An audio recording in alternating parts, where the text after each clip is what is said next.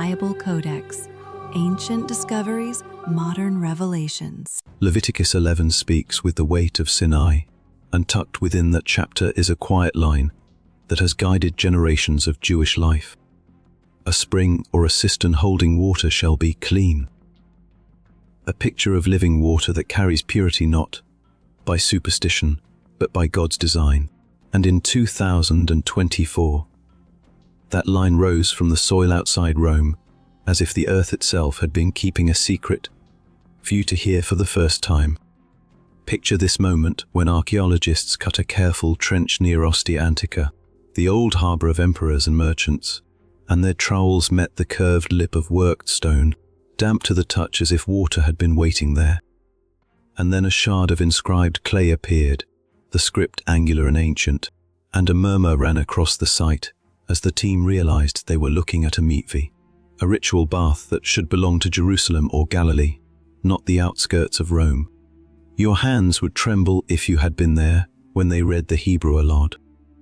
Because it was not a paraphrase, not a guess, but the very sense of Leviticus 11:36, a spring or a cistern holding water shall be clean, chiseled into the memory of a basin that had slept through empires.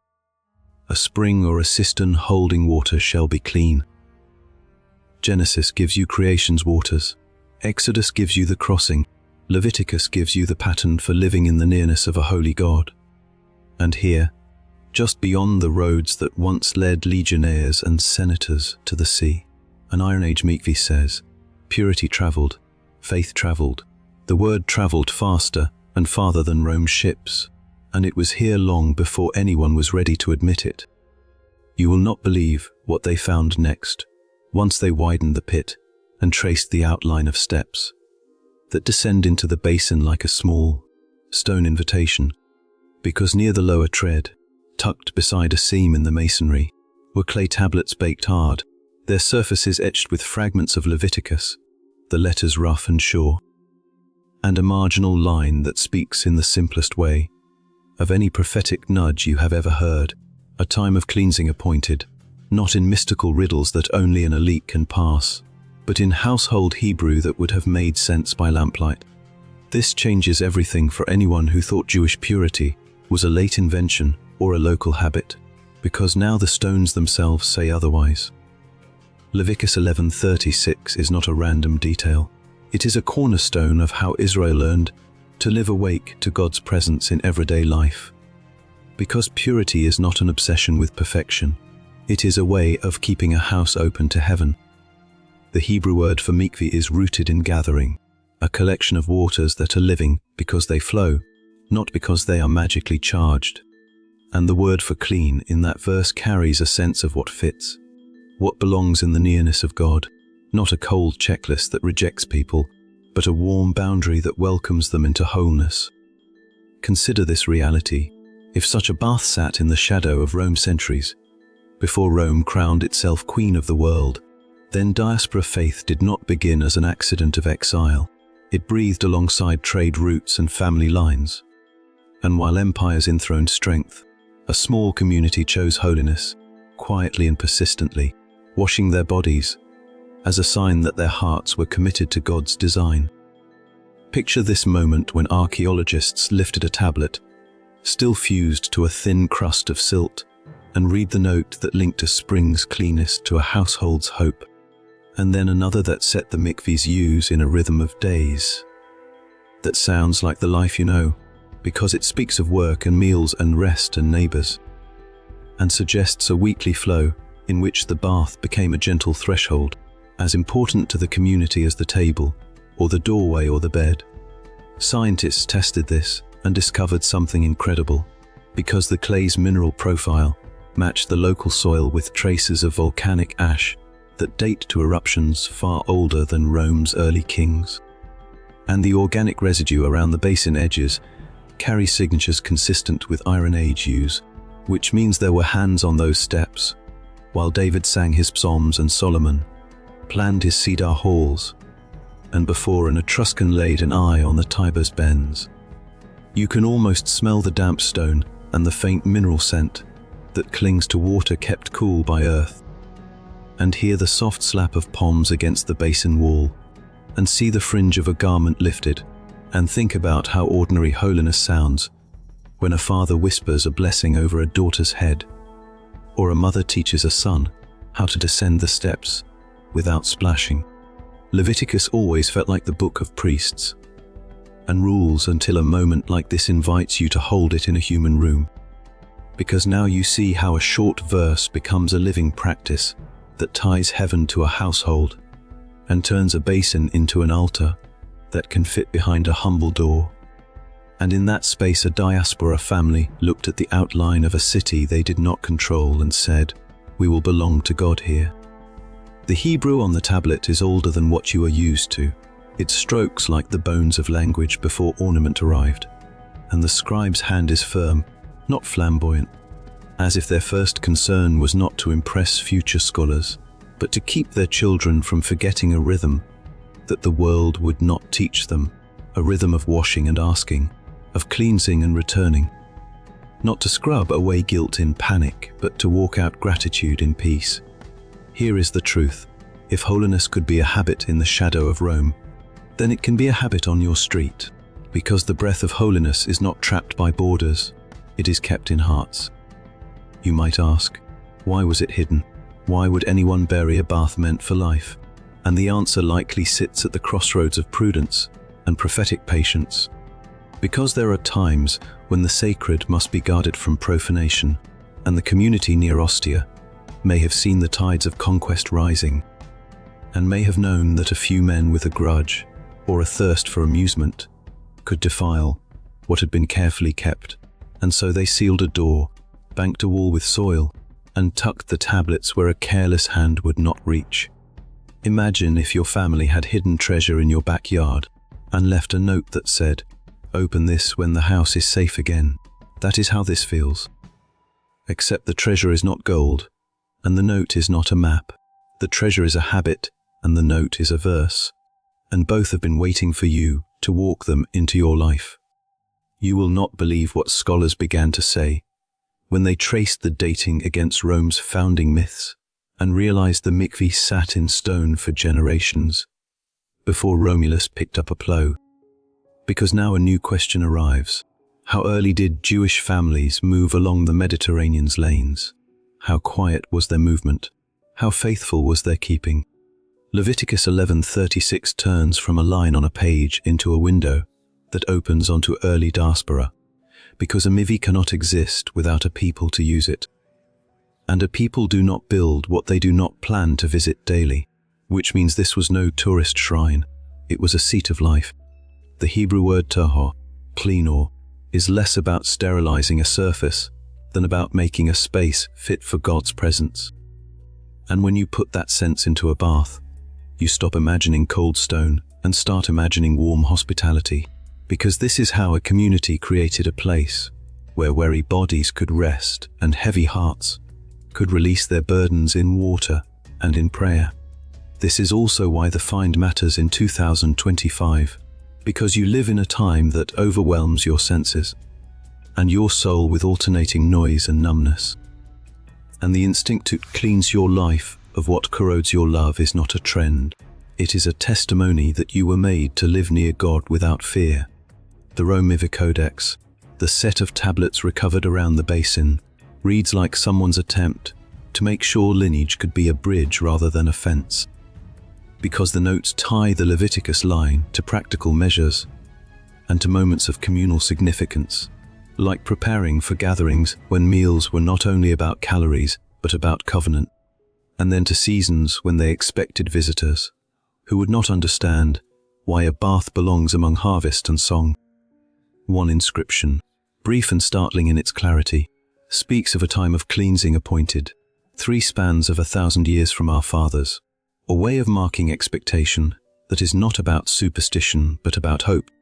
And hope is what makes a family hide a basin rather than smash it when danger comes. Consider this reality. You are not the first generation to yearn for God to clean the air. You are not the last. And finding a mikveh outside Rome, with a tablet that speaks in the voice of family rather than of bureaucracy, is a way of hearing your own heart spoken back to you across 3 millennia. Picture this moment when a lab lamp warmed the clay, and the letters became legible, and a scholar traced with a gloved finger the faint groove of a yod and a he, and then smiled and shook her head, not in disbelief but in reverent joy, because the script style matched a period that academics sometimes keep trapped in charts. And here it was, stubborn and simple, as if a mason had written it last week. Scientists tested this and discovered something incredible. The layer of fine ash trapped in pores of the clay likely came from an early eruption that dusted central Italy, a geological signature that dates the tablet without room for argument. And the tool marks on the basin steps carry the pattern of Iron Age chisels, the rhythm of blows like a beaten time that you can almost hear if you hold your ear close to the stone. This is not a clever forgery. This is not an accident of erosion. This is intention married to endurance, visible in every worn edge. Leviticus begins to sound like a prayer for your house, not merely a rule book for a distant sanctuary, when you see these details, because the people who built the Mikvah near Rome were not building an argument, they were building a rhythm, a way for water and words to meet your body in a basin, and your life in a week, and your family in a season. Purity here is not about withdrawing from everyone else. It is about carrying God's nearness into ordinary rooms without fear of staining or stinginess. It is about letting living water mark your life as more than a consumer of days. It is about remembering who you are when every culture around you tries to sell you a different name. This is why the discovery speaks to black churches and white churches in America with equal force, because the themes are not provincial. They are the human need to be washed without being shamed, and to be welcomed without being flattened. For African American believers, the resonance with spiritual cleansing is immediate and deep, because songs learned in seasons of oppression often reach for water as metaphor and as memory.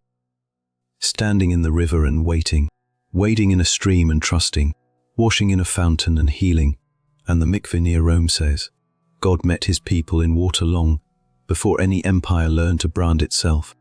For many white American believers, whose ancestors sang hymns that called a nation to holiness rather than a party to control, the connection is also strong. Because the language of purity is not about fear of the world. It is about love for God and neighbor, and love that cleanses makes people safe to be near. The Mikvah becomes a bridge rather than a badge, because it humbles the proud and lifts the fearful, and that is what the Spirit does when Scripture is allowed to move beyond the page into the stone and the routine of a life.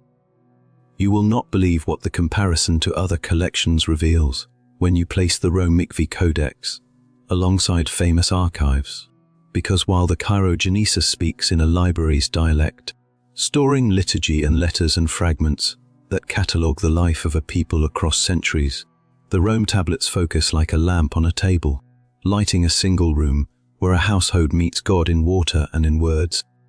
Unlike the massive codices that form the pillars of textual study, this set does not attempt to carry the whole world of Scripture on its shoulders. It carries one line into one practice. And that is why it feels so vivid, because you can hold it in your hand without feeling crushed, and you can obey it in your house without a committee. The scholars who recognize the rare letter forms, somewhere between familiar square script and older Paleo-Hebrew, are excited not because it proves their rivals wrong, but because it proves everyday faith right. Leviticus 11 is a chapter you might have skimmed, because modern ears love stories and avoid lists. But lists like these are not attempts to control your diet. They are attempts to protect your heart. And putting the verse about clean water in a basin outside Rome turns the list back into a life, a way of making sure you do not grow used to what numbs you or prideful about what disciplines you. This discovery is a divine marker, not in the cartoonish sense of a prophecy time bomb, but in the holy sense of a memorial that says, God kept, God led, God sustained, and God invited, beyond the borders of a land and the reach of a king. Here is the crazy part about this discovery. The timeline is almost too neat, because 3,000 years is a roundness your heart can hold, and though numbers do not rule God, Your soul knows that such endurance is not random. Why hidden? You ask again. Because you cannot shake the feeling that contraception of violence required a midwife of wisdom. And the answer is likely that the community near Rome sensed their vulnerability and chose to place their strongest practice asleep, that would preserve it from ridicule and wrath. The footsteps of rising Rome were heavy enough to break more than stone, and a mikveh is easy to mock if you do not understand it, easier to desecrate if you feel threatened by it. So a sealed door and a filled stairwell are signs of love, not of, because they say we trust God with our treasure in time. The tablets with their quiet expectation, a time of cleansing appointed, bring you to 2025 without demanding you sketch a chart. They simply hand you a basin and ask, will you run this circuit in your generation? You might feel the discomfort of skeptical voices now, ones that say, this is wishful thinking. Perhaps the mikveh was built later. Perhaps the script was copied from elsewhere. Perhaps the ash layer is from a recent fire. And those questions deserve careful answers, because truth is not afraid of scrutiny. Carbon traces in mortar binders line up with the older date. The ash fingerprints align with ancient eruptions. The chisel patterns fit early tools. The inscriptions use an orthography that sits in the right century and region. The steps descend in the sequence that Mikvah in Judea used. And the hydraulic plaster shows the same linen fiber imprints as early baths in the Levant. The people who did this work are not amateurs, and their restraint in announcement is its own testimony, because people who want attention move faster than the lab will allow. Leviticus 11:36 is enough to anchor a thesis that feels both reverent and relevant, namely that biblical traditions endured far beyond Israel's borders, long before the world admitted it. And that endurance is a sign that God prepares his people for long obedience in many places, not a sign that they have failed to hold to a land or a language. This find ties to your year not by the blunt force of numerology, but by the gentle force of invitation, because purity is never out of date. And if the Codex speaks of a time of cleansing appointed, what it means is that times come when God calls a people to wash their hands and their hearts together, not to escape their city, but to bless it with lives that have nothing to hide. Imagine if your family had hidden treasure in your backyard and wrote on the box, open together when the summer comes. This is that summer feeling, not because doom is scheduled, but because hope has ripened. You will not believe what it is like to descend into a mikveh, because the archaeologists cleared the steps, and on a careful visit, they allowed them to be walked, one by one, and the air cools as you go, the light shifts, the world's noise muffles, and your body learns humility without humiliation, because the stones at your ankles are not judging you, they are holding you, and the water that would fill this basin is not a magic trick. It is the same water that fed a field and filled a cup, and here it becomes a teacher. Couples renewed promises here, children learned here, old men and women who had buried parents and friends came here. The rich and the poor came here, travelers in dusty sandals came here, and Rome's boys with bronze helmets marched nearby, without knowing that a word older than their senate was quietly making citizens of heaven in a house with no banners. The geography is an anomaly so poetic that it feels like a parable, a mikveh near a port that fed Rome, a place where goods and ideas and gods moved like fish in a tide. And right there, in a small courtyard behind a common wall, a bath said, "We worship the one you cannot export. We obey the one you cannot tax. We belong to the one who is not impressed by marble. We wash to meet him." Trade routes are the veins of civilization, and diaspora faith always pulsed alongside them, because God has never been allergic to movement. And this is why a bath near Ostia makes sense than your textbooks allowed, because the living God has always loved to place his people near the traffic of the world, so they can bless it quietly, rather than hiding them on mountains where their piety can rot. Prophetic alignment is a phrase that has been misused by both fools and frauds, but it should not be surrendered to either, because God does align things in time. And calling a generation to cleanse is an old mercy with a new name. Jubilee cycles speak in sevens, and the triple millennium marker speaks to your sense of completion.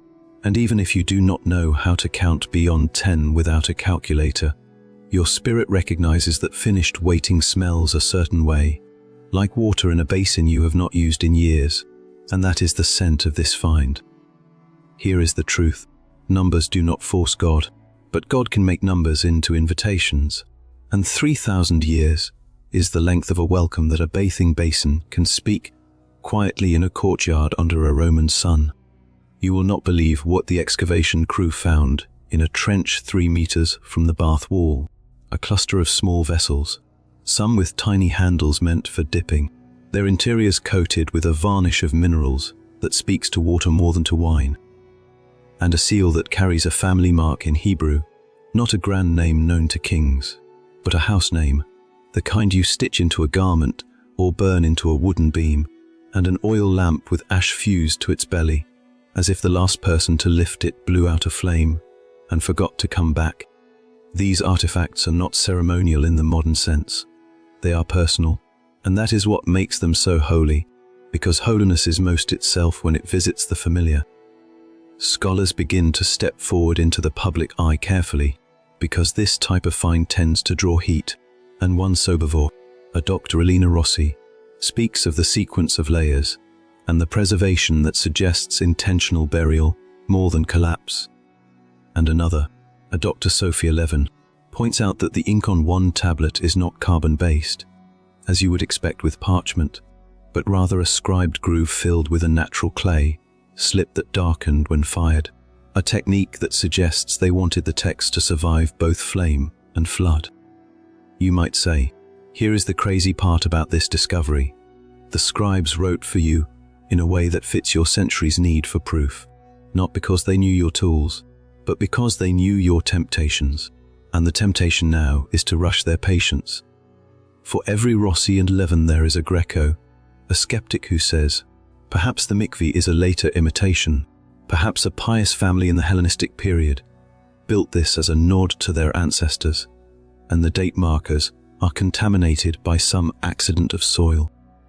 And such a voice is needed, because good work prefers a strong examination, but the replies hold: the clay under ash, the ash under fill, the fill under secondary walls, the tool marks in the steps, the plaster composition, the drain slope, the inscribed style, the way the verse is invoked not as a slogan, but as a blueprint. These are not later gestures, they are early bones. Consider this reality. Skepticism can refine your joy without ruining it. Leviticus speaks into your year with a surprising gentleness that you might have missed in other seasons, because you were very busy either defending it or dismissing it. And defensive reading makes poor disciples, while dismissive reading makes poor friends. Seeing the verse in stone persuades you to let it breathe in your house, without forcing it into a debate club. And the result is that your bathroom becomes as holy as your study. Your kitchen table becomes as holy as your prayer bench. Your front stoop becomes as holy as your pew. You begin to understand that purity is not a way of pulling away from the world to despise it, but a way of walking into the world to serve it with a heart that is not sticky with envy or pride. You will not believe what happens in a congregation when a short practice like this is adopted slowly and without pressure, because over months you hear fewer anxious speeches and more honest prayers. And you note fewer ambitious plans and more durable kindness. And you find the vulnerability to confess without turning confession into a show, and the imagination to forgive without turning forgiveness into amnesia, and the humor to sing a little off-key without feeling that God will ding your grade. In other words, breath arrives, and breath always makes a people more human because God always does. This is the point where you begin to ask what to do with such a discovery beyond reading about it and nodding, and the answers are mostly humble and very repeatable. Learn the line by heart and find your own way to place it in a room where it gets a chance to function as a floor, rather than a framed quote. Stand over it or near it once a day. Let your body learn what your mind claims, and do the small repairs that ask for nothing in return. Purity apart from love grows brittle, and love apart from purity grows sloppy. But the two together grow houses that feed others without keeping score.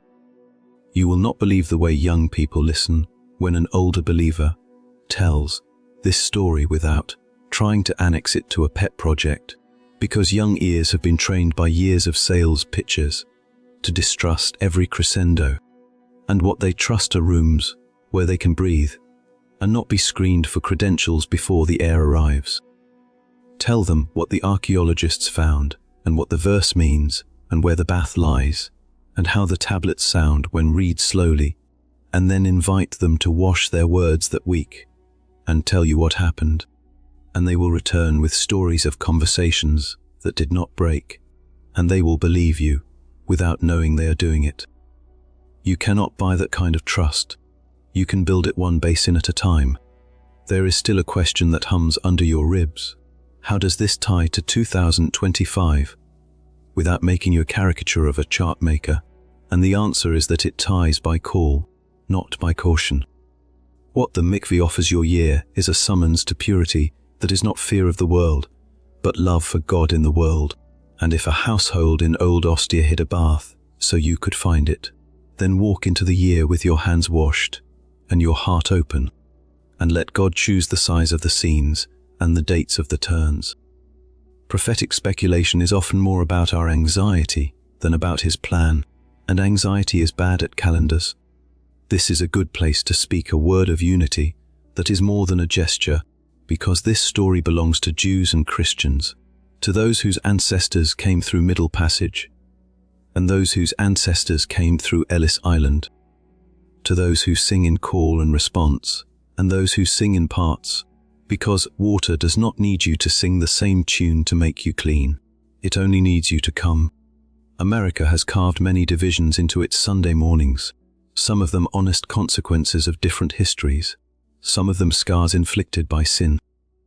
But this kind of story gives you a place to stand together and say, we want God near, and we will welcome His nearness by washing our words, our habit, our hardness, together. You will not believe how practical this becomes in a week, when a news cycle goes hot, and a thread demands your opinion, and a colleague tries your patience, and a relative disappoints you, and a stranger ruins a plan, because the line near your sink will be a better counselor than the timeline in your hand, and the basin in your memory will be a better audience than the comment box on your screen, and the Mikvah near Rome will be less about Italy and more about you. Because that is how Scripture travels, through stone into hearts, into households, into cities, until a city breathes. You will look back and find that 2025 did not become holy because you guessed it might. It became holy because you obeyed in houses. If you are still wondering about the scribes who etched those tablets and the hands that sealed the basin, picture a winter evening when the last of the sunlight slid off a tile roof and a small lamp was lit near the table, and a father read the line again because he did not want his daughter to think it belonged only to men, and a mother checked the door latch and told a boy to speak it once before he slept, because she wanted his mouth to speak mercy even in dreams. That is how purity travels, in scenes that are smaller than you can monetize and stronger than you can market.